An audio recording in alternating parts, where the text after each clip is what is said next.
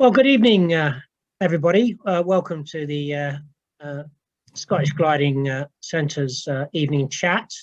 We're lucky to have Graham Tydeman with us this evening, and having looked at the video already, I must say that he's certainly done some flying in paragliders and is an experienced paraglider pilot. So what we're going to do is the video is already pre-recorded. So we'll play the recording, and then Graham will take questions later. We do have the chat thing where you can ask questions as we're going along. We'll look through that later. But without me rambling on, I'll pass you across to Graham. And if you tell me, Graham, when you want me to start the video, and then I'll do so. So over to you, Graham. Well, I haven't got much to say really, apart from it's a pleasure to be invited to talk like this. We pass each other in the air, or you pass us in the air, and I think it's a great idea that we exchange ideas. And this is only half an hour long, so I hope we'll have a good bit of discussion at the end. So with that said, I think play away, please, Sam. Okay, and off we go then. I'm really pleased to have been invited to talk to you about paragliding. I've lived in the area about 30 years and been watching sailplanes go overhead with jealousy, because as you'll see, I spent a lot of time around gliders as a child. This is me, the cute one in the middle. It's my brother and sister in the cockpit of a T21 in about 1960. So a lot of my life was this. My dad was an instructor with a ATC. This is him looking very dapper in about 1960, and a rare treat flying a prefect, which was only on loan occasionally. It's a very exciting high performance aircraft. And it'd be fair to say I didn't grow up in an entirely risk averse household. Although the smart ones amongst you will notice that's a T21 and not the prefect. That wasn't my dad flying, and I think on landing there was a bit of vigorous discussion. So I'm going to talk about the disadvantages and then the advantages of paragliding in comparison with other forms of flying, the kit, a bit about the training, a bit about types of paragliding, the cross-country league, and a little bit on competitions, and then show you some videos just to put it all in context. So the disadvantages of paragliding are lots. I mean, we have to climb up a blooming hill to launch. You can get a tow launch, but almost nobody does that. And sometimes, particularly with flying in the Highlands, we'll be walking for 2 hours before we even take off. We've got a low airspeed, 21 knots. We can sometimes ease that up to about 25 knots, but that's it. We can slow down a lot, right to the point of stall, but we can't go any faster because we can't alter our pitch. It can be really cold, particularly in the spring when we try and do most of the flying, and we've got a terrible glide angle. Even the most high performance, high aspect ratio gliders looking at 12:1. So why do we do it? Well, many of the advantages are the same as the disadvantage. It's great climbing hills. If I climb up a hill and it's too windy or not windy enough, or it's the wrong direction, or it's raining, I've still had a lovely day out in the hills. And of course there's no hanging around waiting for your turn for an aerotow or a winch launch.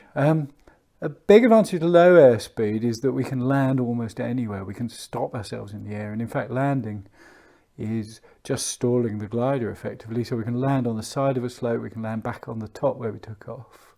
And actually our inability to alter pitch can be a real advantage. You end up in cloud, you just let go of your hands, and the thing is naturally stable. So we don't need an artificial horizon. The controls are very limited, and if we let go of them completely, the thing flies normally.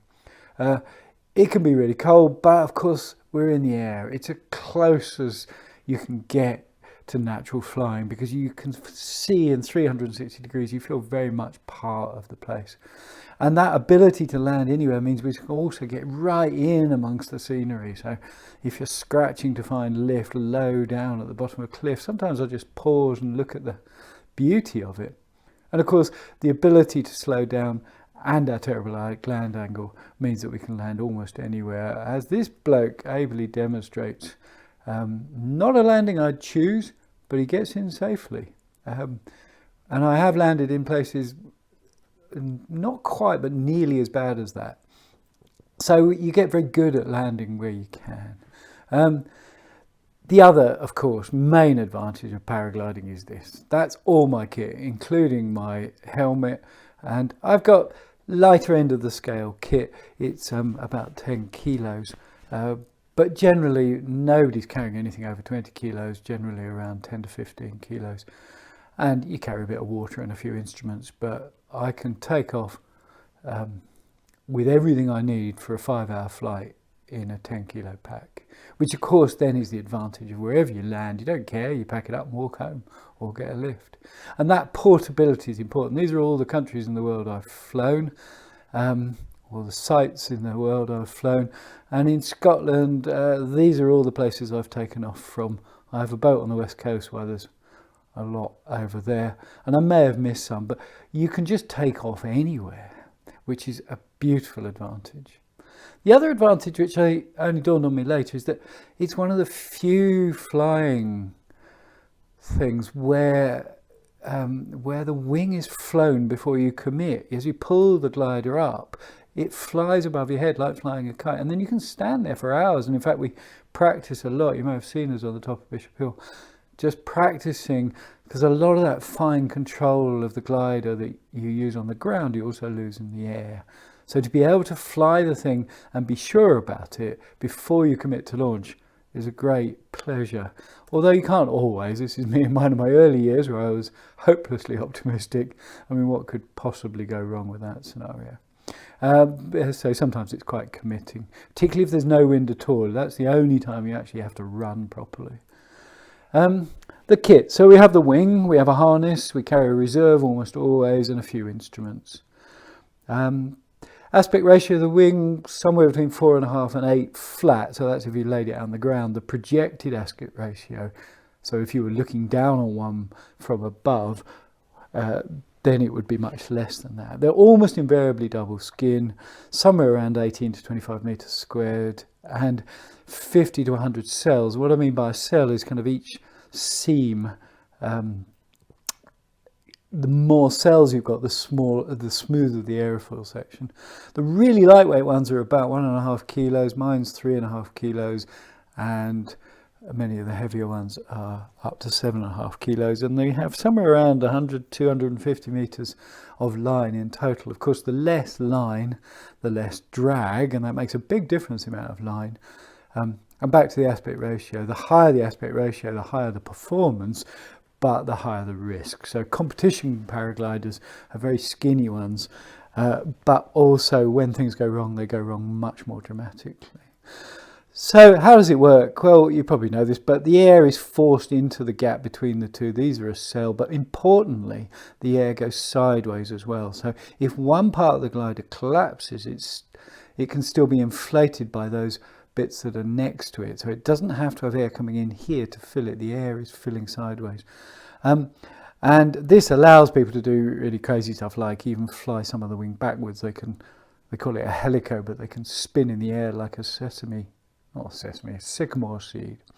So this is me a few years ago in my paraglider on a thing called an SIV course that I'll talk about later. And just to illustrate that, this happens, doesn't do much harm. I'm flying with maybe 20-30% of the original glider, but that I can, as soon as I let go of the controls, it fills up again and I'm on my way because of that lateral stability.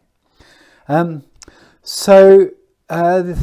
are we able to let go completely? Well, we don't need a tailplane. Instead of a tailplane, we have our weight, and our weight is what maintains stability of the aerofoil. And it also produces a pendulum effect, so we spend a lot of time trying to make sure that our weight is underneath the glider, but of course you can utilize that to do other stuff.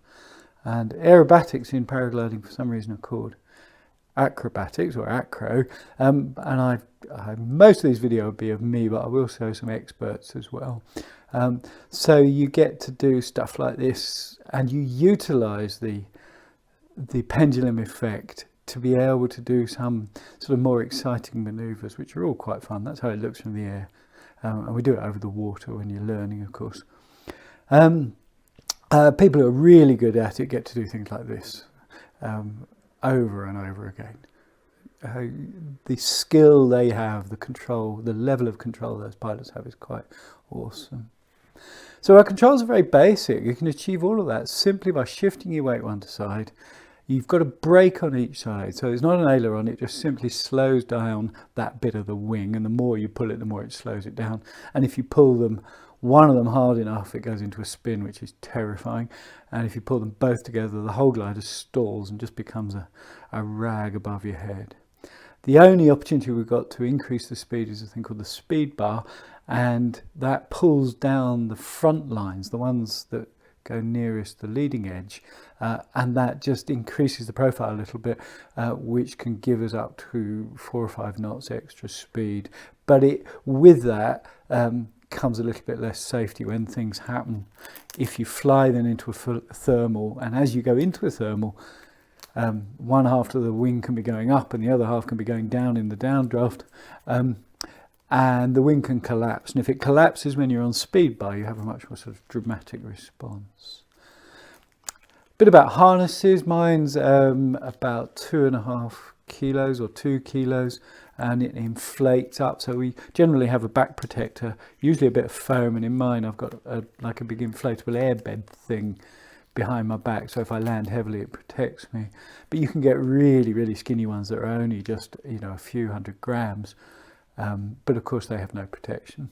Most of us, you'll see, will be flying pod or cocoon harnesses, which mainly in Scotland is because they're warmer. They're a little bit more aerodynamic. You're lying flatter.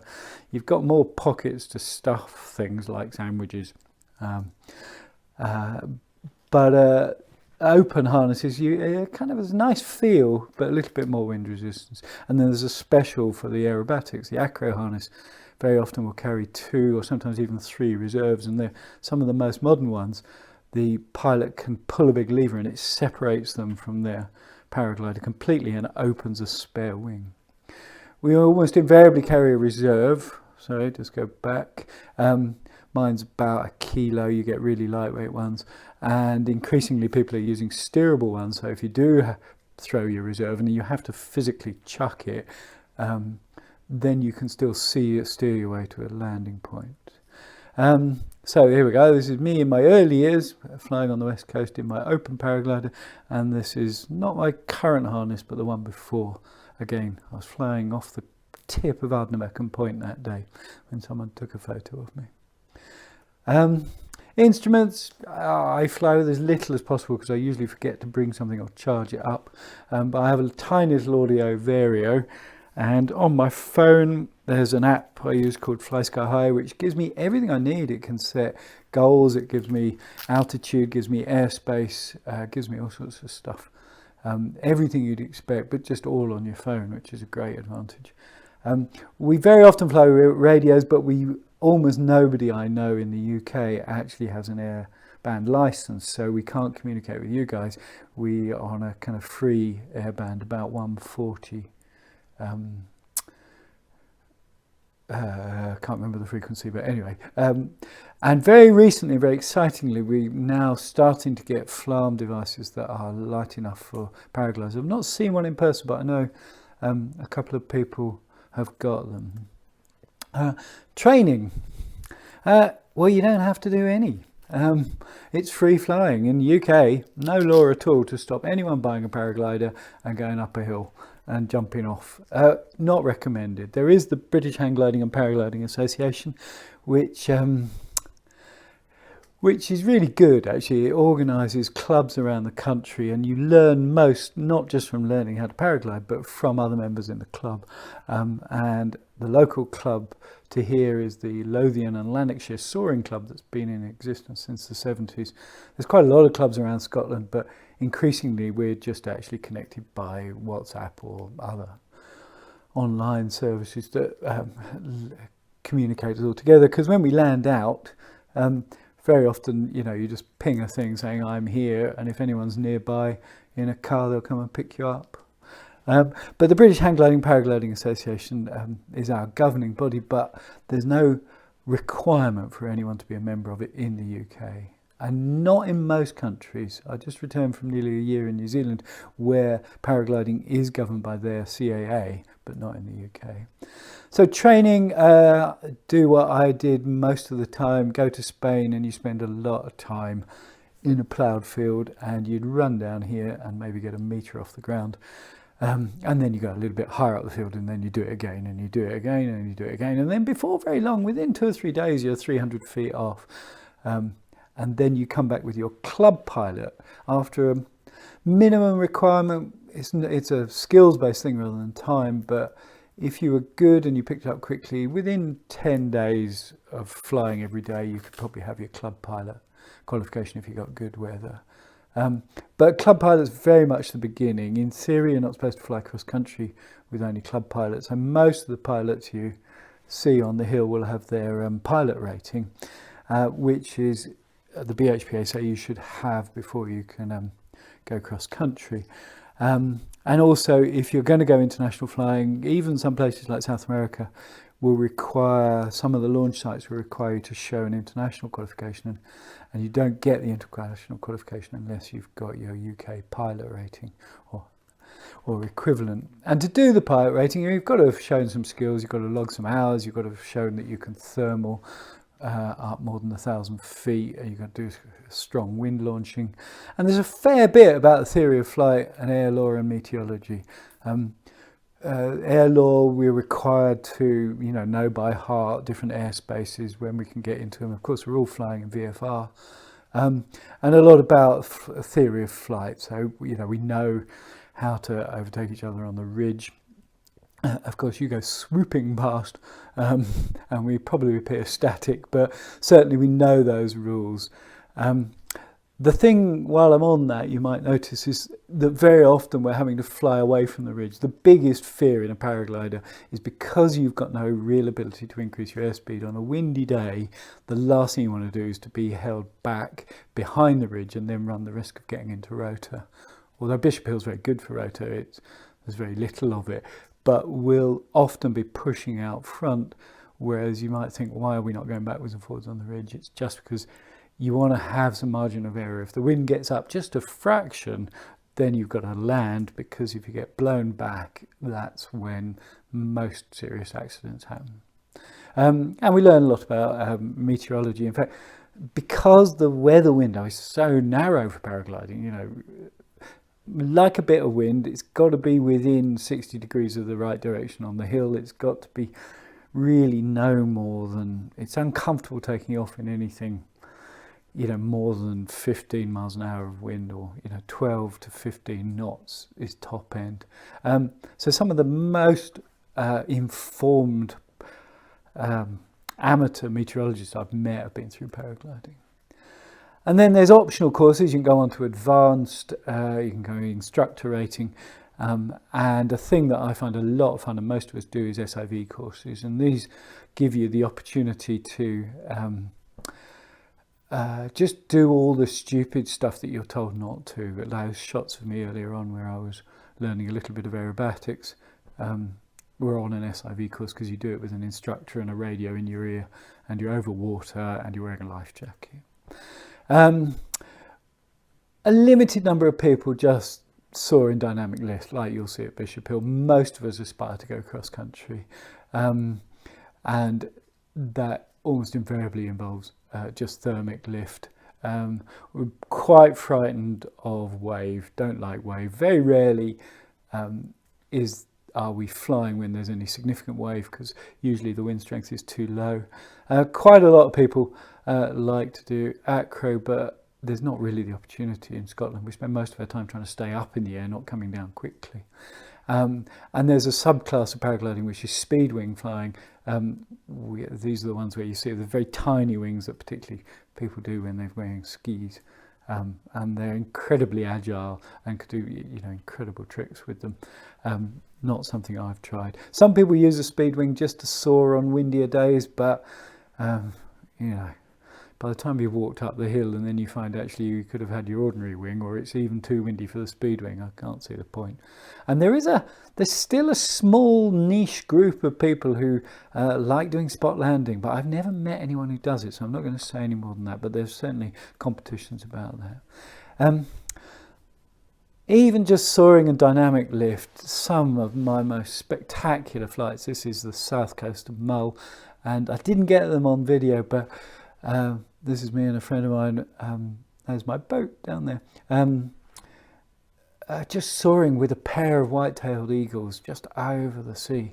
And, you know, because we can land anywhere, I could land on this beach if I had to. Just, you know, fabulous opportunities to explore. And if we'd gone closer to the hill, we would have gone up. We wouldn't have seen so much. So I deliberately had come away from the hill, away from the cliff, so I could explore in and out of these nooks and crannies, which is beautiful. And again, bit spoiled having a boat as well, but this is my friend who stayed up. He just couldn't believe his luck. This was this September, or last September. Just you know, fabulous experience. Most of what we want to do is the cross country, and cross country really starts at the end of March, I'm sure the same as you, and then by the end of June it's more or less over. And we have a league which is a UK league, but I've called up here the Scottish version of it. In the last year, this is the best I've ever done. I was 5th. I'd normally describe myself as an average pilot, and it takes your total score of your longest flight. So there we go. That was the first year I did over 100 kilometers in Scotland, which is very exciting for me. But don't look at the other distances. So this was my longest flight. This is what our XE league does. I was heading up there. I was heading in towards the Cairngorms, but I was working in Kirkcaldy that evening. So it got to about 4 o'clock and then 3 o'clock, and I had to turn right and go crosswind, which is of course very difficult for us. Trying to find thermals over and over again, going crosswind was a bit hard work, but I did get to work in time for 8 o'clock that evening. So you can see my highest there was about 7,000 feet. Beautiful. And my longest flight in Scotland. I did once fly to England from a hill just south of Glasgow, but it wasn't quite 100k. And you know, it gives us all the data you'd expect. So height and climb rates and speed, you can pull off your targets. This is my friend Tim, who I think may be listening in to. So this is the longest straight line flight in a paraglider. This was about 3 or 4 years ago. So I'll go back to Tim's. Took off in Aberfoyle and basically just ran out of Scotland, which is quite remarkable, an achievement in a thing that's only flying at 21 knots fixed. And the other thing that I haven't talked about is that when we're thermaling, of course, if you have to kind of guess where your next climb is going to be, same as flying a sailplane. But if when you get there is no climb, you know, that cloud that you thought was developing just starts to fade when you get there, you've lost a lot of height, and your ability to go back into wind to try and find the climb you left or try and find another one is quite restricted. So that experience is quite intellectually challenging. I'm sure it's the same in a sailplane, but at least you've got more opportunity to kind of push on and find other sources of lift. We can do triangles on still days. This is the record in Scotland. This is one of the few pilots in Britain who take part in the international paragliding competitions, and this was a declared flight. So Jules, who flew this, declared the turn points in advance, which gave him extra points. So this counted as a 300 kilometer point flight, which is staggering. You know, I aspire to get anywhere near as good as that. A little bit about competitions. Most of them are about XC. I've only flown in one competition, and I don't think I'm going to fly in anymore. I think it's a pastime. I kind of struggle to call it a sport, but it's a pastime not without risk, and anything that increases that risk, any reason to sort of take more chances is not something I'm in for. Having said that, it's a lot of fun, and there are acro competitions and there are spot landing competitions, and that's all I'm going to say about those. So I'm going to show you my one competition. This was in New Zealand. So this was the task. This is so we had, as you'd expect, I'm sure you have the same cylinders that you've got to either enter for the start or exit, and these are all the gliders. And I'll just run this video, which I speeded up loads, of course. Somewhere here you can see we're all just rattling along, and you can just about, I'm just going to pause it, you just see me there, Tydeman. There we go. We're going. This is the second day of the competition, and this guy made it to goal. And I'm about here. Keep your eye on me. And at this point, I'm on my own. And I'm thinking, I'm so slow. I'm an hour behind this guy who landed in goal. I hadn't realised all these people had landed. I'm completely on my own going, oh, everyone's going to have so fed up with me. You know, they will have gone to the pub. So I'm still flying, still flying, still flying, still flying. I'm getting close to goal. And now I can see goal. I don't see any paragliders. I don't see any cars. I'm going, my instruments are wrong. I must have stuffed up. Clearly, I've made a huge error here. Oh, well, you know, I might as well keep going for what it's worth. And then eventually made it to goal. I'm very chuffed because I was one of only 2 paragliders to make it to goal in that whole day's flying. And then there were no other days flying because the weather was so poor. So I ended up winning my class, which is why the other reason I'm not going to do any more. This is Paragliding World Championships. To my eye, this is a terrifyingly skinny wing. That's a really high aspect ratio wing, and you know, all of these things, all in the air, all feeding for the same thermals. Aerobatic, acro as it's called, competitions. The biggest one is in Turkey, and that's where I go to do my SIV courses because it's a fabulous site. You launch from 5,000 feet above the beach, and so you get 5,000 feet to play with before you land, and you do it again, and you're up. So you get 3 or 4 flights, sometimes even more flights in a day. And I should point out, this is, although I'm attracted to it, I only dabble in it a very little bit, and of the 200, 300 pilots in Scotland who fly regularly, you know, only 1 or 2 will be doing this sort of thing. But a lot of us would go on the SIV courses and have a little taster of that sort of experience. Like I said, most of us are all about the cross country at any opportunity. But, you know, when they do these things, it's quite remarkable. They fly synchronized flying, just the ability to get, that's called an infinity tumble. They can do helis where the wing goes round and round a bit like a sycamore seed. And of course, sometimes they get it wrong, but they've got 3 reserves sometimes. This guy's flown his steerable one and ended up in the boat. And pretty much anything stupid you can think people could do on a paraglider, they've done. This is 7 people on one paraglider, not all of them wearing helmets. You know, could be fun. Seems associated with a bit of risk. And this guy who flies again in Turkey just takes things to a new level, really. He's also done it on a bed, if you're interested. No helmet, not strapped in, watching the telly while paragliding. So if you can think of something stupid to do with one, almost certainly someone's done it already.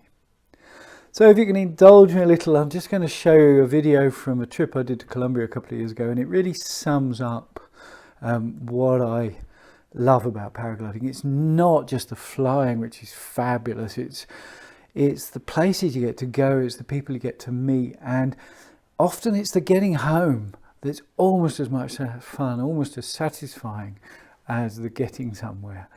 So I'll just play this for you.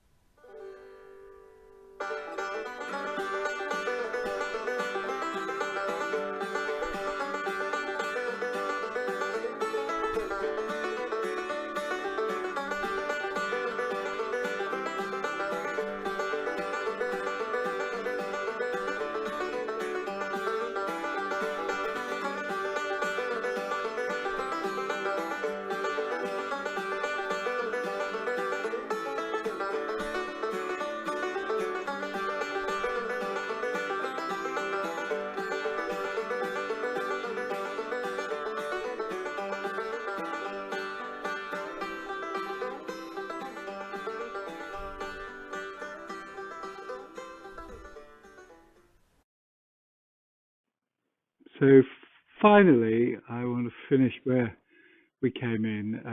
Had the great pleasure of flying my dad in a tandem a few times, but this one was especially because this was his actual 90th birthday. We went out to Spain where my friend was an instructor out there. Helped us get off the ground. We had two instructors, one on each side. They lifted him up and we ran towards the edge and then took off. And then had this lovely hour-and-a-half flight up to about 4,000 or 5,000 feet on his 90th birthday. So thank you very much. It's been a great pleasure, and I really look forward to answering as many questions as possible.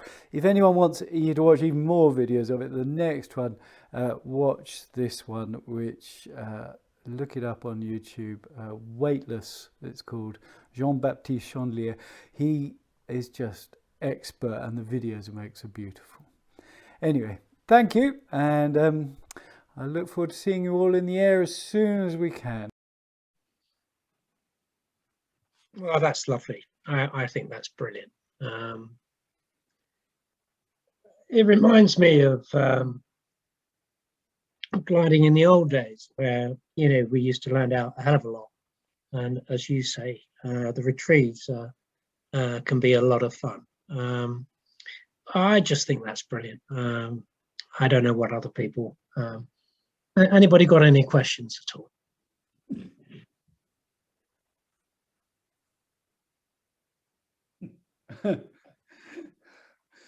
Well, I'm sure some. Everyone has the opportunity to comment, do they, Sam? Yes, they do indeed. Is there anybody that wishes to make any comments at all? Oh, that's a shame. Or can they actually? There's a question. Yeah, I've just got a comment to make. It's Richard Lucas. Once on holiday in Turkey, we happened to be at Uludeniz, and I took one of the tandem flights from the top. And as you say, it's a very impressive place. And my wife did it as well. And they, part way through, I got tapped on the shoulder and told to look up. And they put us all in a big stack. And I was right at the bottom. I didn't even realize we were in a stack. Yeah, it's the tandem pilots there are, or anywhere in the world, they're so skilled because they do something like, just one company there. I had a chat with one of the owners, and they do 30,000 flights a year. Just one company in Uludeniz. Yeah. I must admit, when we got to the top where the launch site was, although I fly gliders, I'm not great with heights. And of course, as you say, it's like 5,000 feet up and it looks like a sheer drop. Yes. And the only thing that made me run and go over the edge was the thought of going back down the track we'd come up in the Unimog. Yeah, which is even more terrifying than the flying, isn't it? Yeah. It was, yeah. I was very heartened as we went over the edge to realise that it isn't the sheer drop that it looks like, but it's a more shallow slope. But it was excellent. Really enjoyed it. Yeah. And on landing, actually met a Scottish lady who flew on the Bishop. Oh wow! All right. Yeah. Yes, it's the best place, I think, to do those courses. I'm just going to. If someone's asked about the safety record, it's a very good question, and I don't have up-to-date figures for the answer. But I'm hoping maybe Gordon, who's just posted, do we have any figures for what the safety record is? Perhaps one of the other paraglider pilots could type. Like all things, I'll just chat about that. Hopefully someone will put it. But, the almost always accidents are down to flying in the wrong conditions, pilot error, poor decisions. So it's very rarely that it's kit failure or it's something unavoidable. You believe that you can minimize your risk by pretending that you're never going to make a stupid decision yourself. But having said that, I've flown now for 10 years. I've got about 500 hours flying, and I haven't had any you know, I haven't had anything apart from a slightly heavy bump. I've certainly never broken anything or ended up not able to walk. We were chatting earlier today, Graham and myself, and once we get out of this COVID thing, Graham's going to bring his paraglider down to the gliding club, because I'm also one of these people that's scared of heights. I mean, I used to do hang gliding, and you know, in my youth, which was down in Nymphsfield and on the south in southern England. And I'm scared of heights, and I think you can still do it at a you know, reasonable age. And anyway, Graham and myself were talking about it, and the sort of thing that you can do is practice on the ground, operating the wing. I mean, do you want to elaborate a bit on that, Graham? Yes, I did it briefly with Alex, you know, who put me into this. We can also show the video if we like of Alex's tandem. But so the skill of ground handling is really core. So you, on completely flat ground in the right wind, you can fly it above your head and control it there. And then the next step to launching is to get it above your head and then just step off. So it's not actually the British way of teaching it, but many parts of the world they teach it that way. You have to master ground handling before you go near the edge of a hill, which I think makes a lot of sense. So certainly I'd be welcome to bring a glider down, and you know, if we get it the right day, as many people can have a go as want to. You're absolutely welcome to do that. Graham, can you hear me? It's Gordon. Hello, Gordon. Yes, good to just to pick up on the fear of heights. I've got a really severe fear of heights, but I love paragliding, and my fear is, and I know many will be different, I have no control when I stand on top of a roof, and I get the fear of being blown by the wind and all the rest of it. But with flying, you are safe in a sense, because I'm just sitting there and I have control. Yeah. If that kind of explains one thing. I mean, I have a fear, but paragliding doesn't give me that fear. Yeah. And Gordon, you've flown how many hours? More than 1,000 hours, haven't you? Several thousand. God, I have. I stopped counting 10 years ago. Oh, right. Okay. Because I've now been flying. I worked it out, 25 years. And I learnt on the Isle of Wight and down at Milk Hill in the south of England. Wow. I knew you'd been flying a long time. I didn't realise it was quite that. I'm a very old man. Not as old as me. Yeah. Right. Thanks, Gordon. Yeah. Well, I can show you. Yeah, I mean the reason why Graham was talked into giving the talk is because Alex Maitland and myself were chatting a few weeks ago, and he'd had a flight and knows Graham quite well. So what we can do to finish off is play a video of the flight. It's only about 5 minutes long, of Graham and Alex flying off the Bishop Ridge. So I'll put that up if you like. Are we all happy with that? Yeah, good plan. Good way of finishing, I think. Yeah. Okay, right, we'll do that. Let's see if I can get this up. There we go. First, okay. Wait for a puff. On the screen, does it? Tell me when you feel one. Can you share your screen, Sam? Is it? No, Do a little bit more. Right. There we go. Oh, thanks. Yeah, it's barely enough, is there? I feel there. Here we go. Well, yeah, good. The glider's just building now. That's lovely. Okay, if you're ready, Alex. 1, 2, 3, forwards. Lovely. Keep going. Right, and now forwards. Run, run, run. Run, run, run, run, run, run. Run, run. Run, run, run. Okay, sit back. Oh, well done.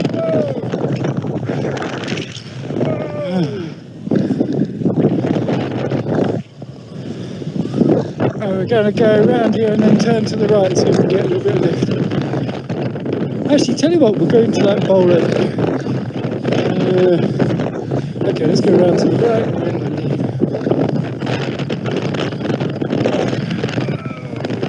There we go, there's Johnny. My friend Johnny.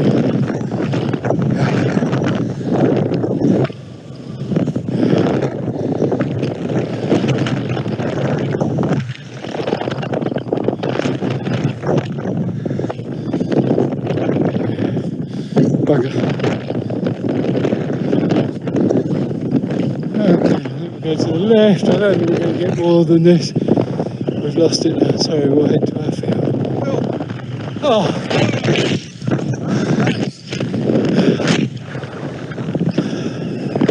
Imagine what it's like, one of these at 10,000 feet.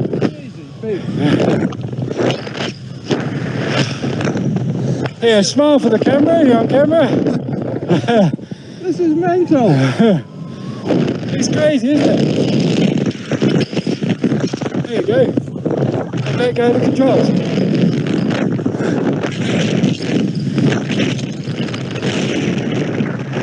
Let's just hope I can get the landing right. Let's hope so.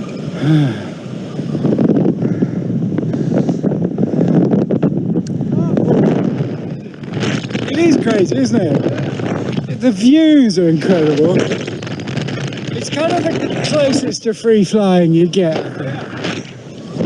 You know, it's very real, isn't it? Yeah, it's kind of in your face. Try and lean. I won't do anything on the controls. You lean, you're doing the steering. Lean right, hard right. So we're just turning with a lean. If I put a bit of brake in, we come right round. There we go, hard left now. Actually, we'll go along here a bit. Just sort of wiggle it in. Yeah, we'll just go zigzag along the baseline. Once we're on our final approach, hard left now. Round.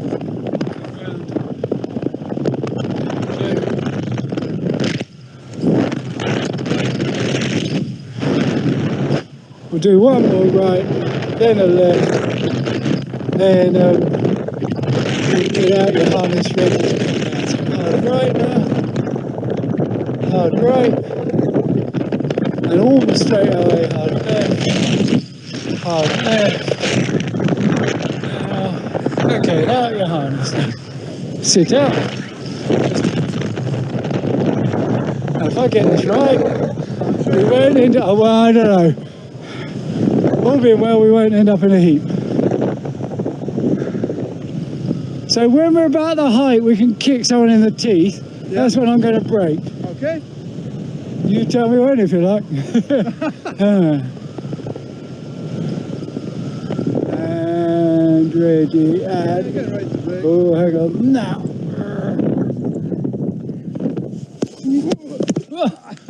Not my worst. Not my best, but not my worst. Oh, sorry, I didn't get that timing right again. I haven't flown a tandem for a while. So. Oh, that's pretty good. Oh, I'm sorry it's so brief, but That was epic, though. we'll do it again. Yeah. Hang on, final word for the camera. As an experienced gliding instructor, what are your thoughts? Crazy how it works. Yeah. It's just very real, as you say. Just, yeah, pure. Yeah. Yeah. Pure. I like that. Yeah. So there we are. Fantastic. I think that's fantastic. Lovely. Well, it's been an absolute pleasure. I'm just typing some answers to the questions. I'll just say them for anyone who's not reading them. You don't have, like, because it's free flying, there's no compulsion, but generally you get your glider serviced about every 50 to 100 hours, so every year or so. And the reserve, you can send it away to be repacked, but it's quite easy to learn. We have an annual repack normally where all the paraglider pilots from an area go and experts show us how to do it. And once you've learned how to do it, it's a really nice skill, just in case, you know, it gets wet and you want to dry it out and pack it yourself, or, you know, so I think it's a good thing to learn how to do yourself. So I repack my own once a year at very least. Well, that's very interesting, Graham. I'm sure you know that we send all of our emergency chutes away to be repacked. So Yeah. it's kind of surprising that you're. I mean, I guess you're responsible for your own safety in a way which we're not. I think because that's we're it. all sharing. Also, there's real potential. It's really, you're less likely to repack it as often as you'd like if you've got to send it away. So, you know, I think sometimes if you land, you know, it's a bit damp or, you know, it's got dirt in it. It's really nice to have the confidence to be able to unpack it, repack it, put it back, you know.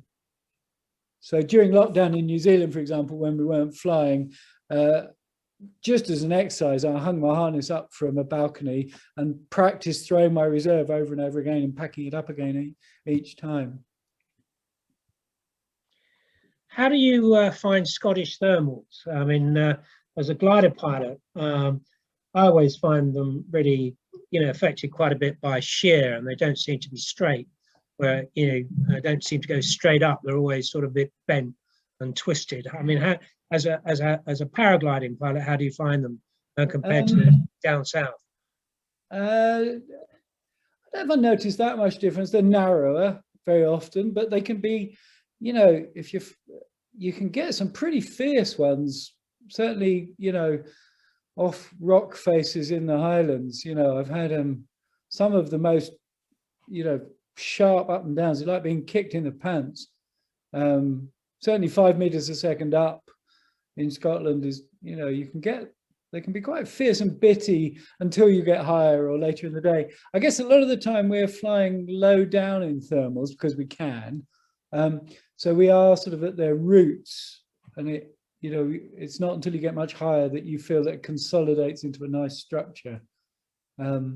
So quite often, not far off launch, you're going from one bit of the thermal to another bit to another bit, and then gradually, as you get higher, feeling it consolidate into something that you can really comfortably just spiral in and go up, turn in and go up. Yeah, I must admit, I was flying south of Loch Tay. Oh, this was a couple of years ago.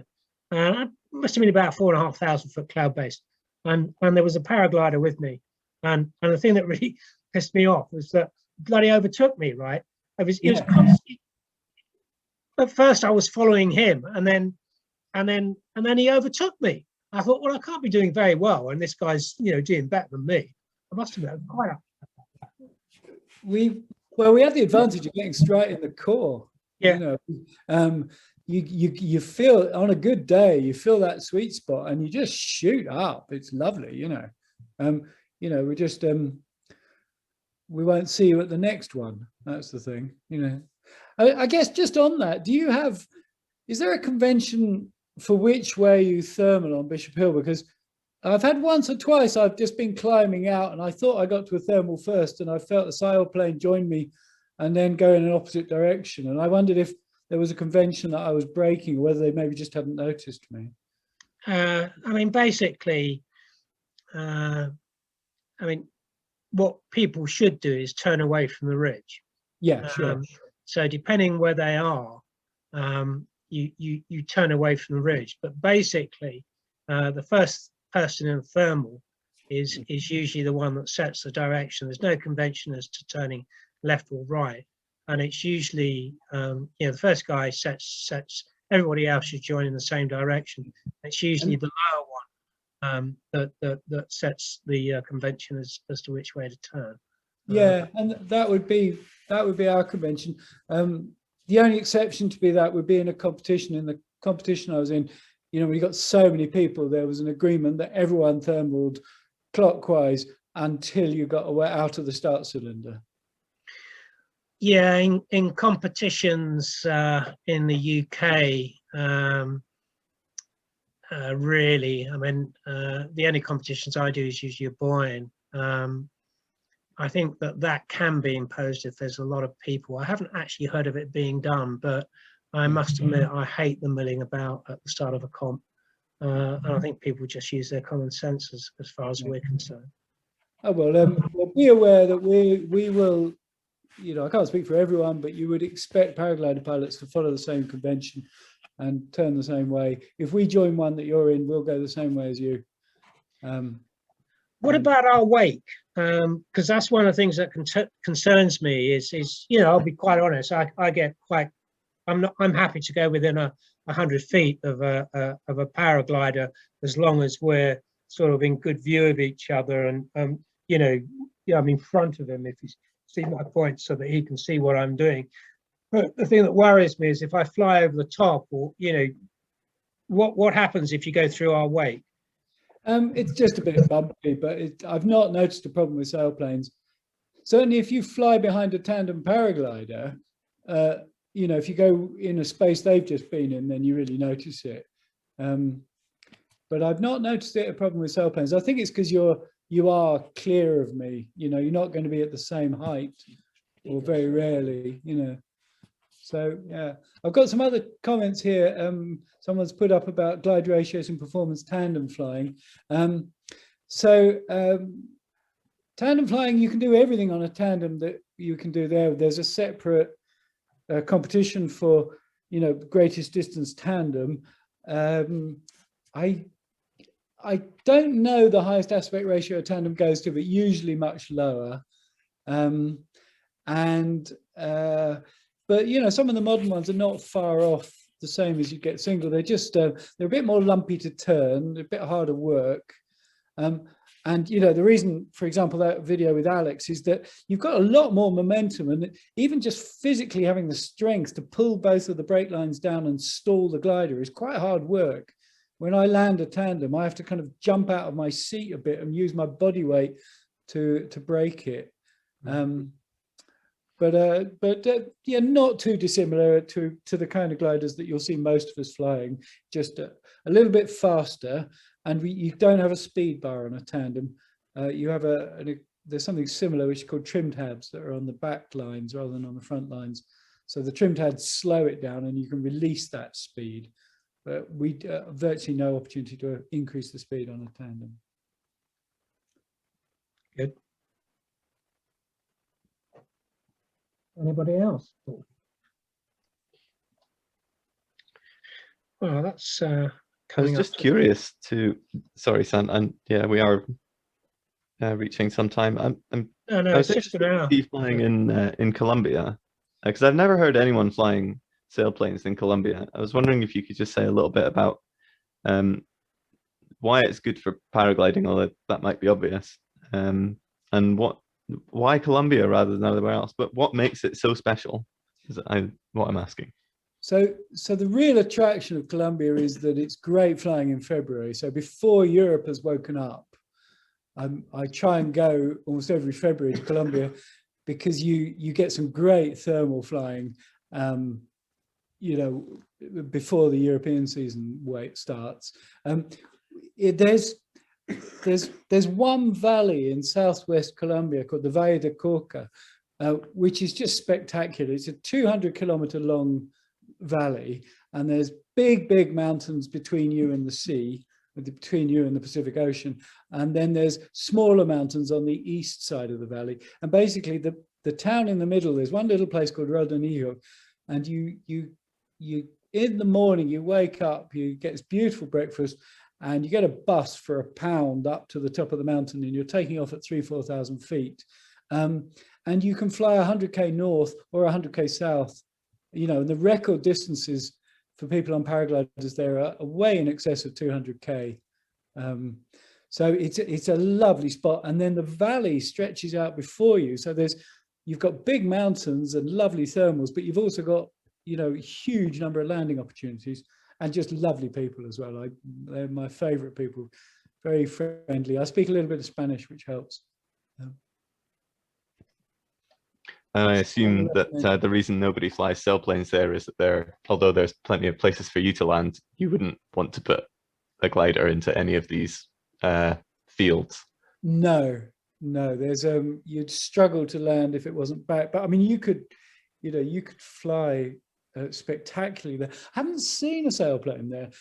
There's a few small airfields up and down this valley, and there's you see quite a lot of light aircraft, but I haven't seen a sailplane there. I've flown with a lot of sailplanes in the Alps. That seems very popular. North Italy. Yeah. But you know, it feels And like New you're being Zealand as well, I attacked by- expect. Yeah, it feels like you're being attacked by a squadron when a bunch of sailplanes come past. You know, feel very vulnerable. But yeah, it'd be interesting next time I go to Colombia, which who knows when. I'll inquire about sailplane flying there. And one last question. I was curious, you said that there's no legal requirement for any training. Now, I'm not sure if you're aware, but the situation is actually the same with sailplanes. There's no law yet, very soon, that says you actually need any training. You know, you can, if you have a field, a winch, you can launch yourself to 60 meters and nobody's interested. If the same thing were to happen in paragliding, how would you feel about it? I would regret it, I think, because I think we've got enough rules and it kind of works as it is, and a lot of the kind of worst incidents are from people that are trained, but it wouldn't make a big difference. I can only think of one or two people amongst all the paraglider pilots I've met who haven't done a proper training. So it would just add legitimacy to what 99.9% of people do already, I guess. Fascinating. Thank you very much. Welcome. Okay. Any last questions at all before we shut up? Well, I must admit, Graham, I found that really, really interesting, and I'm sure that a lot of people have found it an eye-opener. Most impressive, and yeah, I'd just like to say thank you very much, and we look forward to seeing you down at the gliding club at some point, or on the ridge. It's terrific, and we all appreciate it. Well, it's been a great pleasure, and thank you very much. Excellent. Thank you very much. See you soon, chaps. Bye-bye. Bye.